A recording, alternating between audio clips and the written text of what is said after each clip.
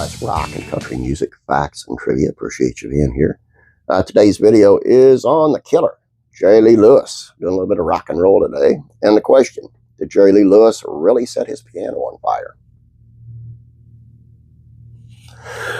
When it comes to rock and roll's white imitators, nobody topped the killer, Jerry Lee Lewis.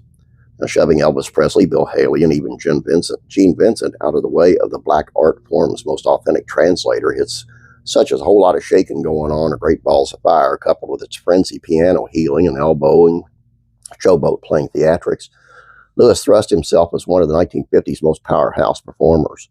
It's all the God-fearing Louisiana boy rubbed shoulders with Little Richard and Chuck Berry as the era's most intense forces of nature. To new audiences encountering the killer's mythos, Lewis remains gloriously frozen in time. Dangerous rock and roll flashbang that avoided the decades of subpar material and lapses into the nostalgia parody that befell many of his peers. However, the swift bookend of his career was down to deeply dubious revelation regarding his personal life. Greater than any Eddie Cochran-style car crashes, Lewis' reputation was irreparably damaged after marrying his 13-year-old cousin, first cousin once removed, Myra Gale Brown, and a shocking admission of child abuse that left an ugly shadow over his legacy. Lewis's visceral, urgent performance style may well have been fueled by spiritual turmoil. Raised in a Pentecostal family, his natural musical gifts saw his mother send a young piano player to Texas Southwest Bible Institute to channel his energy into evangelical numbers.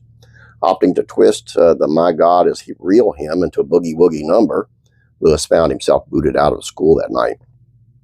An internal tussle between the Lord and the devil's music, which caused friction throughout his career.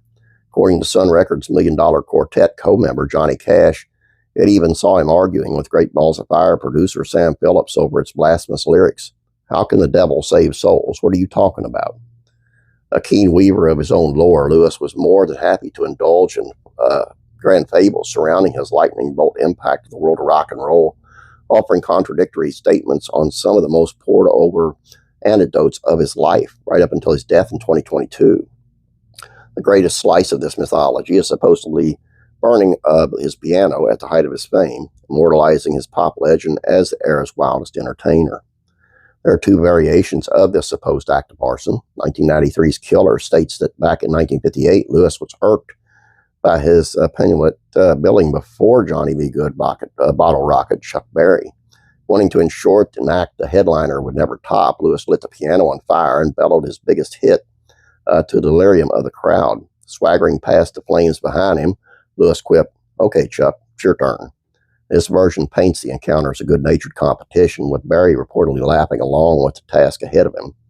In 1982's Hell's Fire ends the story on a darker note, painting Lewis as sick with toxic jealousy and aggressively spitting "follow that" inward. Yeah, that happened, Lewis told journalist Chris Heath in 2009. Coke bottle, gasoline in it. Yet 3 years earlier, he had scoffed at the idea at the blender. "I never did. That's a bunch of baloney."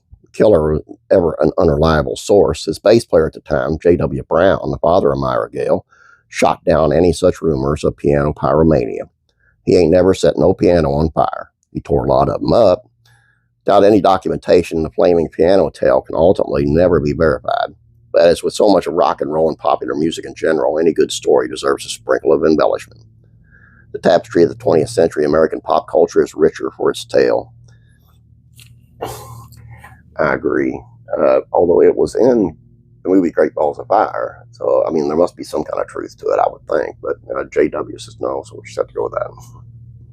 All I got for you guys. Hope you enjoyed this. Please don't forget to subscribe, like this video. I'd appreciate it. Have a great day. God bless you, and I'm praying for you.